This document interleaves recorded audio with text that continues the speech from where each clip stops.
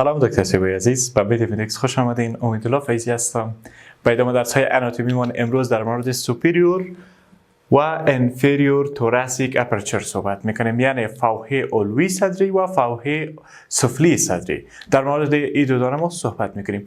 میریم در تصویر در مورد از صحبت میکنیم، بعد اینجا برای شما یک نوتش میسازم. خب ببینید در اینجا دکتر سیبای عزیز برای شما سوپریور توراسیک اپرچر نشان بدم. اینی ساحه را ما در کل به نام سوپریور توراسیک اپرچر یاد میکنیم. در کل به نام سوپریور توراسیک اپرچر یا هم توراسیک انلت یادش میکنن. سوپریور توراسیک اپرچر که از اوپن است، باز است، یعنی شما ببینید با نک در ارتباط میباشه. از این قسمت بعضی ساختمان های است که با سیستم تنفسی ما در ارتباط است، یا سیستم هضمی ما در ارتباط است، یا هم اوعیه های خون از این ساحه عبور و مرور میکنن. در قسمت خلف شما ببینید این قسمت خلفش است. در خلف توسط بادی ورتبرای تیک بادیش ساخته شده، توسط بادی فقره تیک ساخته شده و در قسمت لترال در جوانب توسط میدیال مارجن رب اول، توسط میدیال مارجن رب اول ساخته شدن، هم به این طرف هم به اون طرف به اطراف لترال. و در قسمت انتریور شما ببینید توسط منیبریوم آف استرنوم ساخته شده. البته واضح‌تر اگه بگیم توسط سوپریور مارجن منیبریوم آف استرنومی ساخته شده. و یک گپ دیگر که میخوایم بگویم، شما ببینید این به شکل افقی نیست بلکه به شکل تو سراشیبی داره. در قسمت پوستریور شروع میشه سراشیبیش، این قسم به طرف پایین یک قسم سرنشیبی داره. این قسم یعنی قسمت عقب قبرغه را شما ببینید، قسمت عقبش امیزل نسبتا بلندتر است اما به طرف پیشروی که پایین تر میشه، یک قسم سراشیبی داره. خب بعد از اون ببینید در مورد انفریور توراسیک اپرچر ما صحبت میکنیم. در این قسمت اینی ساحه که است، این ما به نام انفریور توراسیک اپرچر یاد میکنیم.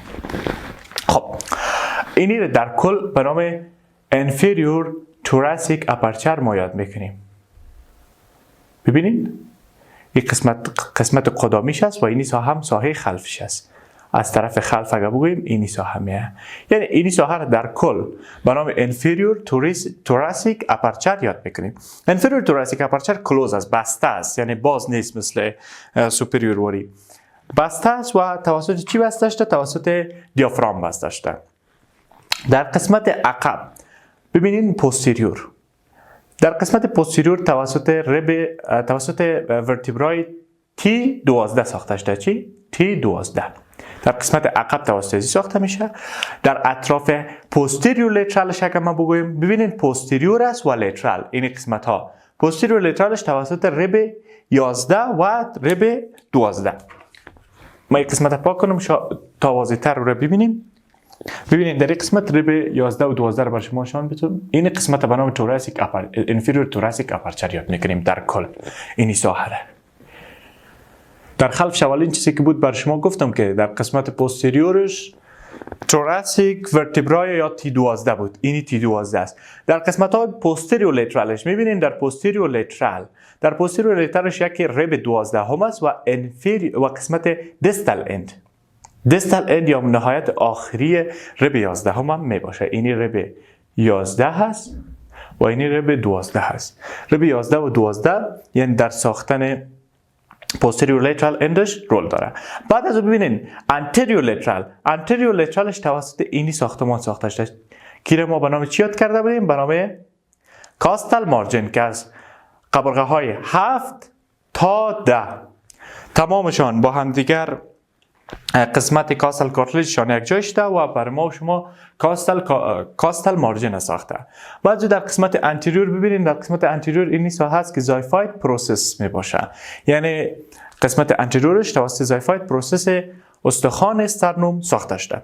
این بود کناره ها یا حدود انفریور توراسیک اپرچر که انفریور توراسیک اپرچر نسبت به سوپریور توراسیک اپرچر نسبتا بزرگتر هم می باشه و اینی ساحات بود، اینی محدوده هایش بود که در قسمت خلف ما گفتیم توسط چی است، در قسمت لترال، در قسمت انتریور و اردویش ما در موردش صحبت کردیم، هم در مورد سوپریور و هم در مورد انفریور. اما قسمی که گفتیم دکتر سیبای عزیز ببینین در سوپریور توراسیک اپرچر گفتیم سوپریور توراسیک اپرچر اوپن است و با نک ارتباط داره.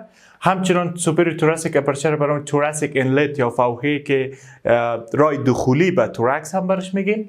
posteriorly در قسمت خلف که از توراcic انلت از قسمت بادی آف T1 ورتبرا ساخته شده و در قسمت لیترال که از میدیال مارجن یا کناره های انسی ریب اول و در قسمت قدام مانیبریوم آف استرنوم. اینیا محدودهشان است، یعنی سوپریور توراcic اپرچر محدودهشان که است توسط نیمیا ساخته شده. بعد inferior thoracic aperture largest نسبت به superior thoracic aperture نسبتا بزرگتر و گسترده تر می باشه و توسط دیافراگم بسته شده، یعنی باز نیست مثل superior thoracic aperture. superior thoracic aperture باز می باشه و این بسته است. در قسمت خلف body of vertebrae T12 همراه با در قسمت خلفش که ای توسط چی ساخته شده؟ توسط body of vertebra T12 و قسمت posterior lateralش که است رب 12 هم و قسمت distal end یعنی قسمت آخری نهایت آخری قبرقه 11 هم ساخته شده.